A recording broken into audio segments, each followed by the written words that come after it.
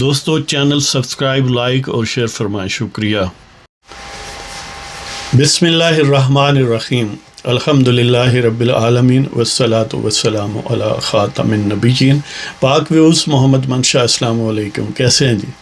بات کرتے ہیں یہ جو اسٹیٹ بینک آف پاکستان کی آٹونومی کا بل پاس ہوا ہے،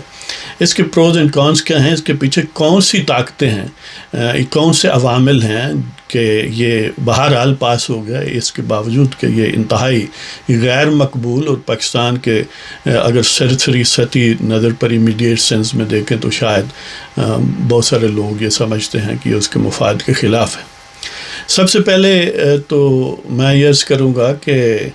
وہ میر نے کہا ہے نا کہ خوش نہ آئی تمہاری چال ہمیں، خوش نہ آئی تمہاری چال ہمیں، یوں نہ کرنا تھا پائے مال ہمیں۔ یعنی جو حکومتی کارندے ہیں یا حکومتی ایک جتھا ہے، اس کے جو سپورٹرز ہیں یا کم از کم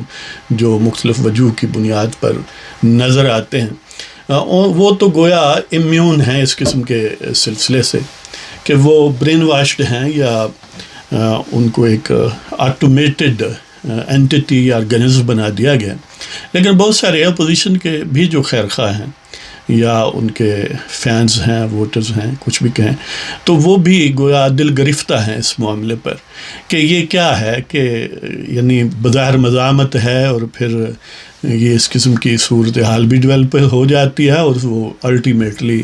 وہ ٹارگٹ اچیو ہو جاتا ہے جو کسی نے سیٹ کیا ہوتا ہے۔ وہ ہو راہزن کی ہدایت کہ راہ بر کے فریب، ہو راہزن کی ہدایت کہ راہ بر کے فریب، میری نگاہ نے کھائے نظر نظر کے فریب۔ کہ اس ملک کے عوام کو کچھ حقیقی دھوکے اور کچھ وقتی بظاہر لگتا ہے کہ دھوکے وہ بہرحال بار بار دیے جاتے ہیں، دیے جاتے رہے ہیں اور شاید مستقبل قریب تک دیے جاتے رہیں گے۔ تو اصل اس کے ذمہ دار جو ہیں وہ تو وہی ہیں جنہوں نے اس نہج پر اس ملک کو پہنچایا ہے۔ دیکھیں، اگر آپ اپنے گھر کی مینجمنٹ کو برباد کر دیں گے، اس کے ارننگ ہینڈز کو برباد کر دیں گے، اس کو ہر وقت کنفیوژن کا شکار رکھیں گے، یہ پتہ نہیں چلے گا کہ اس گھر کا سربراہ جو ہے وہ باپ ہے یا بیٹا ہے یا چوکیدار ہے یا کوئی راہزن ہے یا کوئی بیگر ہے، بھکاری ہے، بالآخر کون ہے۔ تو اس صورت میں جب ہر چیز مبہم ہوگی، ہر چیز الٹی ہوگی، ہر وہ شخص جو جس کا کردار ہے وہ اپنا کام نہ کرے بلکہ دوسروں کے کاموں میں ٹانگ اڑائے، اور جو بازو شمشیر زن ہے، جسے یہ تو ہے کہ یعنی ہمارے جوان شہید ہوئے اور ان پر نہ کسی ملک سے احتجاج کیا جہاں سے بظاہر دہشت گرد آئے تھے، لیکن دوسری طرف یہ کہتے رہتے ہیں کہ دیکھیں جی معیشت ٹھیک نہیں ہے، جب ٹھیک تھی تو انہیں تکلیف تھی اور اب نہیں ہے تو انہیں پتہ نہیں کیا ہوگا۔ تو بہرحال اصل تو ذمہ دار وہی ہیں، لیکن امیڈیٹ سینس میں ظاہر ہے حکومت اس ایفرٹ کو لیڈ کر رہی تھی، اور بنیادی محرک جو امیڈیٹ ہے وہ یہی تھا کہ وہ جو $6 بلین کا IMF کا پیکج ہے، اس کی جو تازہ ترین قسط $1 ارب کی ہے، وہ $6 ارب میں سے $1 ارب کی جو قسط ابھی ملنی ہے اس پر ریسنٹ اجلاس یعنی بالکل امپینڈنگ اجلاس ہے جو اب ہو جائے گا IMF کا، وہ اس بات سے مشروط تھے کہ یہ دو کام کریں۔ ایک وہ جو ننا بجٹ ہے، جو چھوٹا بجٹ ہے، چھوٹا میزانیہ ہے، منی بجٹ $360 بلین کا، چھوٹا بھی ہے تو 360 کا وہ کہتے ہیں پنجابی میں، یعنی اتنا چام ضرور لاؤ پاکستان دے عوام دا۔ ایک تو وہ شرط تھی، وہ بھی ظاہر ہے پہلے آپ کو پتہ ہے یہ کم و بیش اس اسٹریٹجی سے پاس ہو گئی، اور دوسری یہ اسٹیٹ بینک آف پاکستان کی آٹونومی کی شرط تھی۔ وہ بظاہر تو یہ خوشنما بات لگتی ہے کہ State Bank of Pakistan autonomous ہو، خود مختار ہو، لیکن جب وہاں پر جو اسٹیٹ بینک کا گورنر ہے وہ حکومت پاکستان کے فری ول سے نہیں ہوگا بلکہ IMF کے قدموں کی خاک ہوگی، تو ظاہر ہے وہ الٹیمیٹلی اس کا مطلب یہ ہوگا کہ پاکستان کی فنانشل سوورنٹی جو ہے وہ IMF کے اختیار میں چلے گی، اور IMF میں تو ایون انڈیا کے بھی ڈائریکٹرز ہو سکتے ہیں اور شاید ابھی ان کا عمل دخل بہت ہے۔ تو لہٰذا یہ گویا ہم نے اپنے ہاتھوں سے یہ زنجیریں اپنے آپ کو پہنائی ہیں، لیکن ظاہر ہے اصل اسباب تو وہی ہیں، محب وطن مافیا ہے کہ وہ کہتے ہیں کہ بے شک ملک بیچیں، بے شک لوگوں کو پکڑ کر بیچ ڈالیں جیسے کہ انہوں نے بیچا تھا، ہمیں خرچہ پانی چاہیے جی، ہماری جو عیاشیاں ہیں اس میں کمی نہ ہو، ہمارے جو بیٹے بیگمات وغیرہ اولاد ہے وہ بیرون ملک انجوائے کرے، پیزے بنائے پیزے کھائے اور مہنگی یونیورسٹیوں میں پڑھے، لیکن احتساب بھی دوسرا کا ہو اور ہمارا جو ہے وہ کوئی یعنی اس کے کھانے پینے میں کسی قسم کی کمی نہ ہو۔ انہوں نے حالات اس نیج پر پہنچا دیے کہ اور کوئی وے آؤٹ نہیں ہے فی الحال، خاص طور پر جب اس قسم کی پرلے درجے کی نائل حکومت ہو جس طرح خان صاحب کی حکومت ہے کہ پچھلے کم و بیش اب 3.5 پونے 4 سال ہونے کو ہیں، لیکن کوئی کل سیدھی نہیں ہے، کسی ایک حقیقی معنوں میں سالڈ انڈیکیٹرز جو ہے ویل فاؤنڈیڈ جو ہے وہ بھی مثبت نہیں ہے،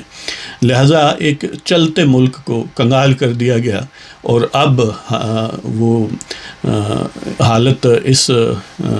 مقام پر ہم پہنچ گئے کہ اب ان چیزوں کو بھی بیچنا پڑ رہا ہے یا دوسروں کے پاس گروی رکھنا پڑ رہا ہے۔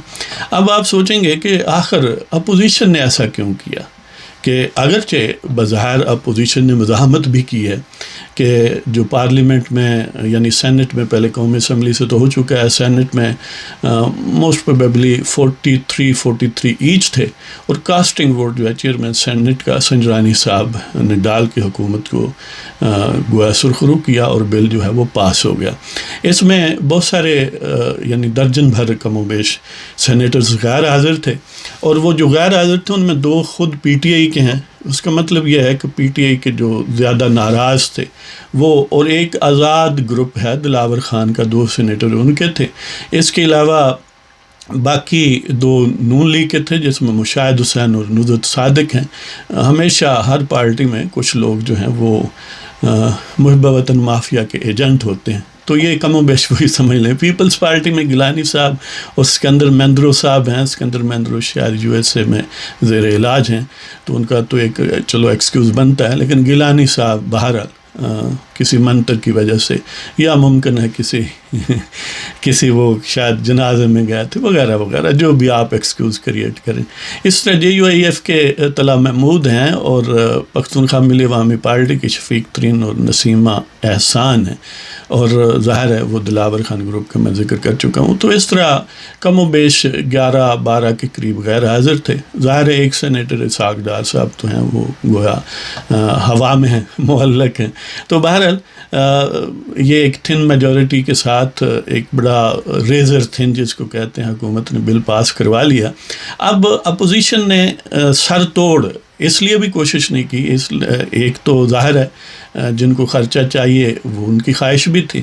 اور ان کی خواہش کا مکمل انکار ذرا مشکل ہے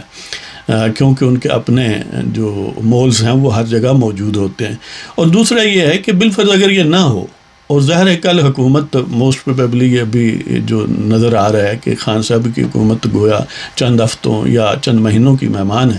تو اپوزیشن تو حکومت ان ویٹنگ ہوتی ہے، اور خاص طور پر ظاہر ہے نون لیگ اور پیپلز پارٹی اور مولانا کی پارٹی بھی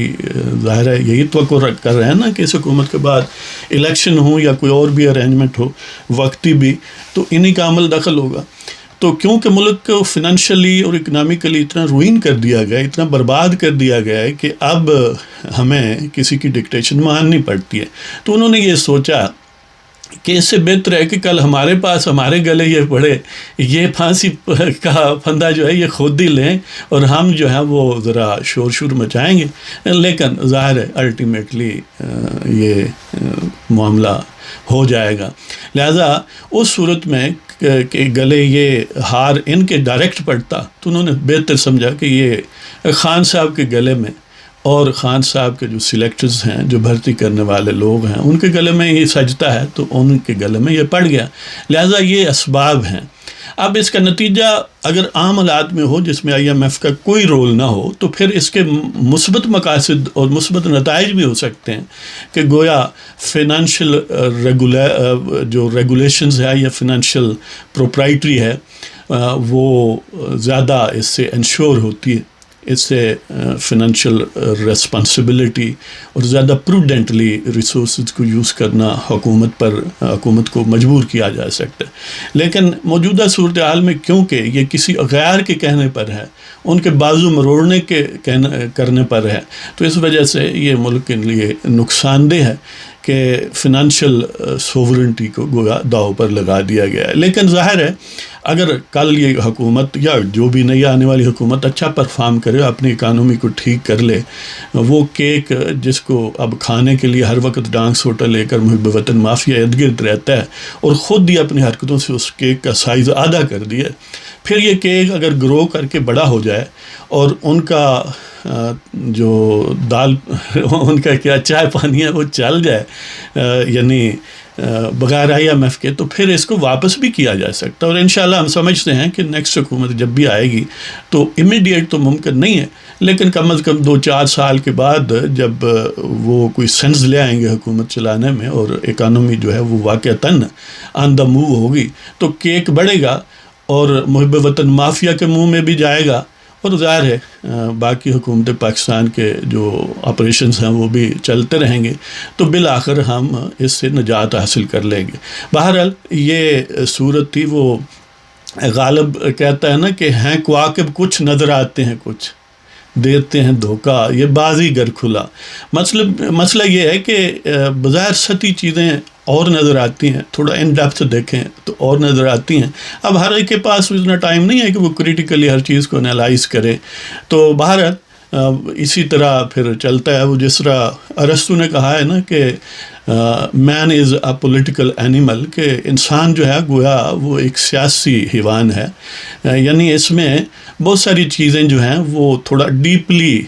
جا کر مینیج اور مینیپولیٹ کرنی پڑتی ہیں. ظاہر ہے سیاست کی بھی مختلف لیولز ہیں، کچھ ان ڈیپتھ ہوتے ہیں، کچھ سپرفیشل ہوتے ہیں. تو بہرحال بات لمبی ہوگی. اگر آپ کو پروگرام پسند ہو سبسکرائب کریں، شیئر کریں، لائک کریں. اجازت دیں جناب.